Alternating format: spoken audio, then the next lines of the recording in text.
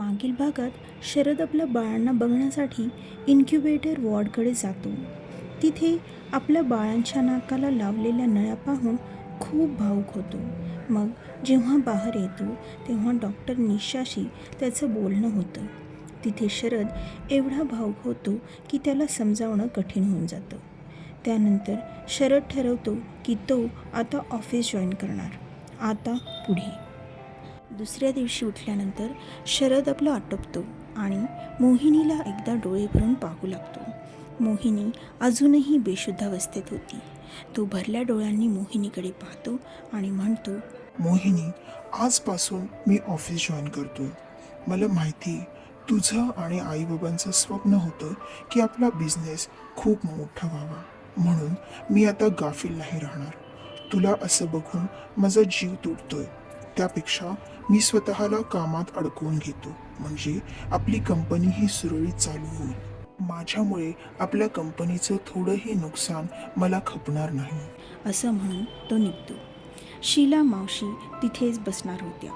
तेथून शरद आपल्या बाळांकडे जातो. त्यांनाही डोळे भरून पाहतो आणि मनावर दगड ठेवून तिथून ऑफिसकडे निघतो. तिथे त्याचा असिस्टंट सर्व काही मॅनेज करत होता.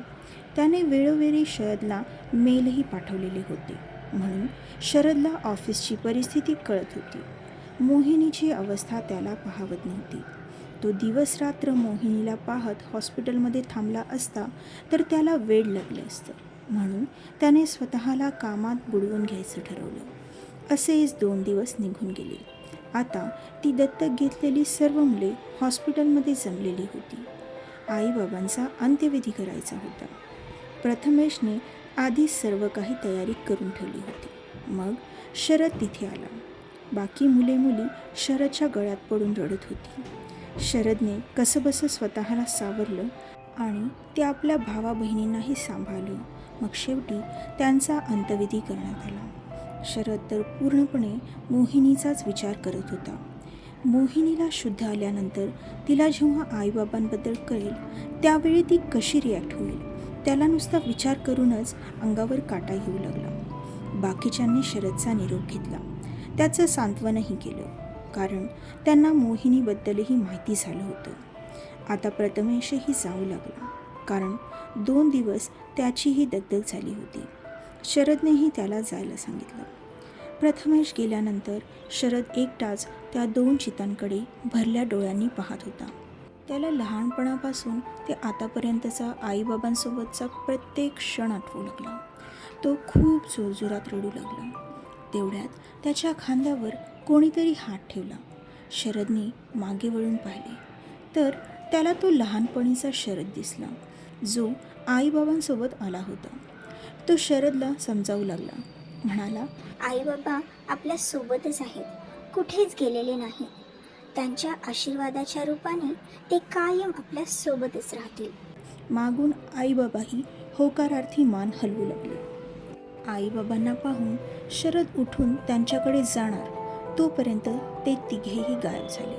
शरदला कळालं की खरंच आईबाबांचा आशीर्वाद नेहमी त्याच्या, मोहिनीच्या आणि त्याच्या बाळांच्या सोबत असेल. त्याला खात्री पटली की सगळं ठीक होईल. मग शरद तिथून थेट हॉस्पिटलकडे निघाला. तिथे पोहोचल्यानंतर त्याने बाहेरूनच जेवण मागवले. शीला मावशींना वाढले आणि स्वतःही वाढून खाऊ लागले.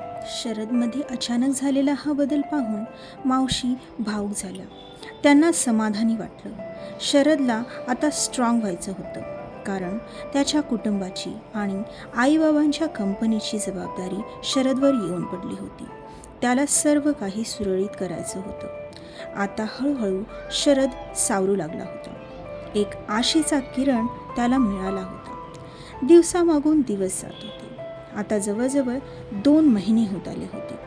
आज त्याच्या बाळांना इन्क्युबेटरमधून बाहेर काढण्यात येणार होते. त्यामुळे शरद खूप खुश होता. पण त्याला दुःख हे होतं की अजूनही मोहिनी शुद्धीवर आली नव्हती. पण बाळांच्या आवाजाने तिला जाग येईल ह्याची खात्री होती शरदला.